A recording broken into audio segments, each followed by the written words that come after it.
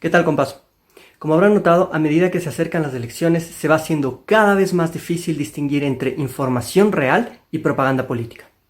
Un claro ejemplo de esto en las últimas semanas ha sido el intento por parte del Troll Center de Guillermo Lasso por posicionar el hashtag Arauz Moreno. Y aunque la mayoría tiene claro que Lenín Moreno no respetó ni un solo día el plan de gobierno que ganó en las urnas, sino que gobernó para las élites y en particular para la banca, hay algunos que todavía creen que como fue el candidato de la Revolución Ciudadana, su gobierno fue una extensión del gobierno anterior. Así que, ¿qué les parece si resolvemos este asunto de una vez por todas? Ahora, claro, si yo me pongo a explicar las razones por las cuales Moreno no representa al gobierno anterior y les hablo del plan de gobierno y les hablo de las decisiones políticas y de los aliados políticos, voy a convencer a un lado, pero el otro lado, ¿qué es lo que va a decir? Borrego necio, borrego bruto, borrego hijo de p...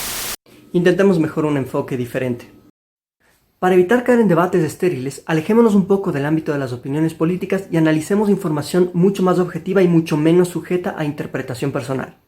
A continuación verán ustedes un gráfico que contiene todo el trabajo legislativo de los últimos 8 años. Como pueden ver, tanto el eje horizontal como el eje vertical van de 0 hasta 100.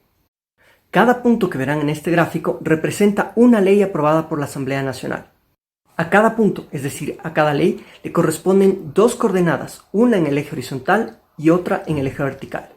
Cada uno de los ejes representa a un partido político, y las coordenadas respectivas que tiene un punto, es decir, una ley, representan el porcentaje de apoyo que ese partido le dio a la ley respectiva. En otras palabras, vemos una ley, vamos al eje horizontal, vamos al eje vertical y sabremos qué porcentaje del un partido y del otro partido apoyaron la ley. Tomemos ahora a las dos principales fuerzas políticas del país en los últimos 8 años. Por un lado está el partido gobernante, que ha sido Alianza País, y por otro, la principal fuerza de oposición, que ha sido el partido de Guillermo Lasso, el movimiento Creo. Veamos ahora cómo ha evolucionado la relación entre estos dos partidos políticos en el tiempo. Para ello, justamente vamos a utilizar nuestro gráfico que nos dirá qué porcentaje de los asambleístas de cada partido apoyaron cada una de las leyes aprobadas por la Asamblea. Si presentamos entonces el conjunto del trabajo legislativo realizado por los últimos dos gobiernos, se verá algo así.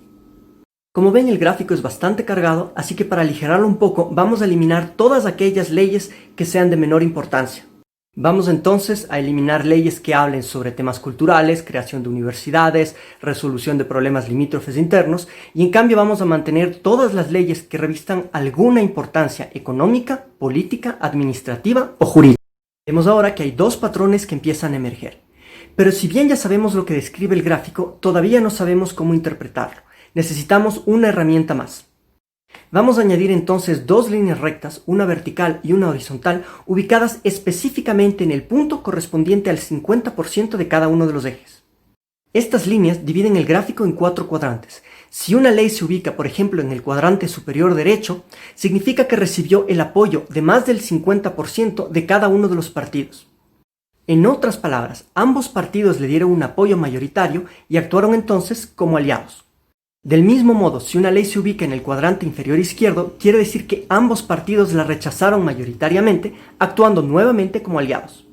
En cambio, si una ley se ubica en cualquiera de los otros dos cuadrantes, significa que recibió el apoyo mayoritario del un partido pero el rechazo del otro, es decir, ambos partidos habrían actuado como adversarios políticos. Observen ahora cuidadosamente.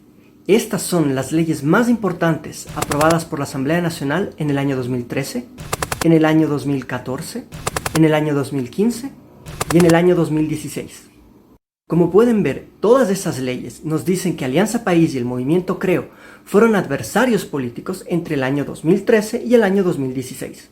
Y un comportamiento similar se reedita en las primeras leyes aprobadas durante el año 2017.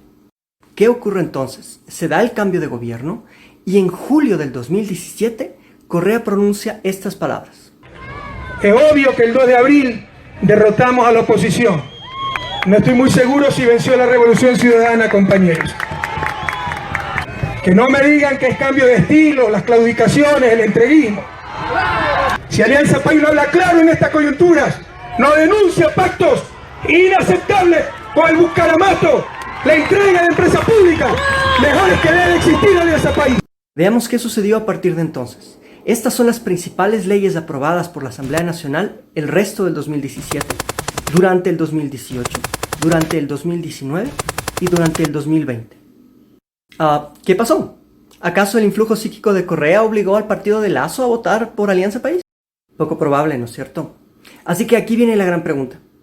Si Moreno es la continuación de Correa, ¿por qué Lasso le decía que no a todo lo que proponía Correa, pero le dice que sí a todo lo que propuso Moreno? Si descartamos la hipótesis desquiciada de que Lasso se haya vuelto castrochavista para despistar a todos entre 2017 y 2020, solo queda una conclusión razonable, que no fue Lasso el que se hizo morenista, sino que fue Moreno el que traicionó a sus mandantes y gobernó con el plan de gobierno del candidato perdedor. Y esta es una píldora muy difícil de tragar para la gente de Lasso. No solamente porque quiere decir que Moreno no es la continuación de Correa, sino sobre todo porque quiere decir que las políticas que tienen al país en la peor crisis de su historia no son las políticas de la Revolución Ciudadana, son las políticas apoyadas por el candidato banquero Guillermo Lasso. Un comportamiento similar se observa si en lugar de Creo tomamos al Partido Social Cristiano. Estas son las leyes aprobadas por la Asamblea Nacional antes de julio del 2017 y estas otras las leyes aprobadas a partir de julio de 2017. Como ven, el Partido Social Cristiano muestra el mismo comportamiento extraño. Antes del 2017 era enemigo de Alianza País y después del 2017 su mejor amigo. Lo mismo sucede con Pachacutic, partido del candidato Yacu Pérez, que antes del 2017 votaba consistentemente en contra de Alianza País y a partir del 2017 vota consistentemente a favor de Alianza País. Ahí tienen ustedes a los aliados del peor gobierno de la historia. Los datos son públicos. Pueden verificarlos en la Asamblea Nacional.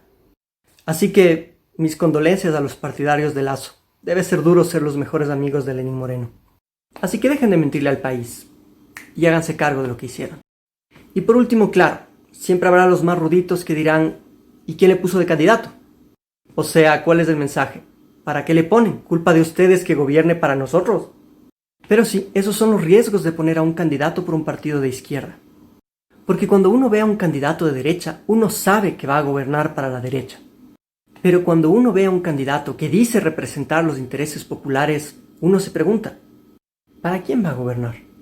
¿Será que resiste las presiones de las élites? Ahí tienen a Osvaldo Hurtado que traicionó la plataforma de Roldós, o a Bucaram que llegó hablando de la fuerza de los pobres, o a Lucio que llega en alianza con los indígenas pero pone a un banquero en el Ministerio de Economía. Moreno es solo uno más. Traidores siempre habrá, y toca enfrentarlos a medida que aparezcan.